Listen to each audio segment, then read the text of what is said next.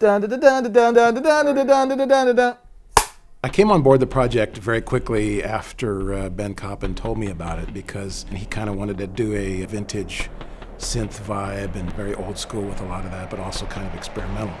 And I thought, that's just right in my wheelhouse. Me and him both love like old school Nine Inch Nails music that's just gritty and distorted and insane. And so I kept just telling him, like, we need to go crazy, we need to go crazy. The flashbacks were actually the first thing that I was shown very early in the game, and that was really kind of what sold me on the way that we were going to approach this score. They were shot in Super 8, there would be some animation, there would be old VHS. This was really gritty look to some of it. A lot of it would flip to negative and stuff, so I got to thinking that visually it's pushing to a certain extreme. I thought, well, then I want to push the sound in a similar direction. Every time these cameras change, we do something different, the music needs to like just escalate that. So if there was one genre of music to call this score, it should be batshit crazy. I decided to take natural objects and I would put additional distortion and filters on top of them. Something very organic, but then by the time it comes out the other end, it's completely disorienting and jarring and freaky.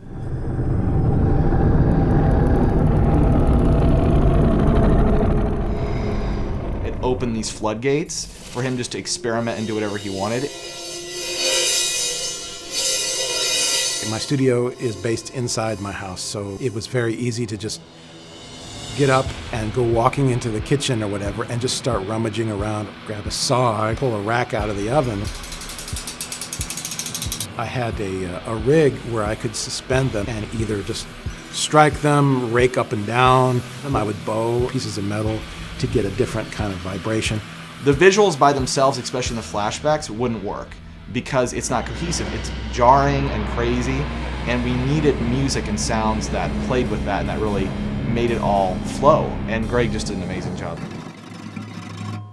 Like a human voice that had been altered through a bunch of different filters and played backwards or jumped up in pitch or whatever, when cut in a specific moment, would make people leap out of their seats. It's very gratifying.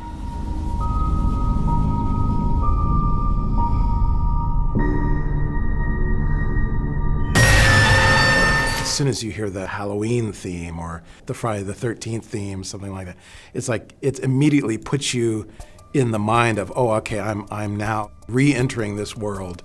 A lot of horror movies now that go so far in the direction of wanting to be dissonant and jarring and abstract that there's no longer any kind of a heart to the music.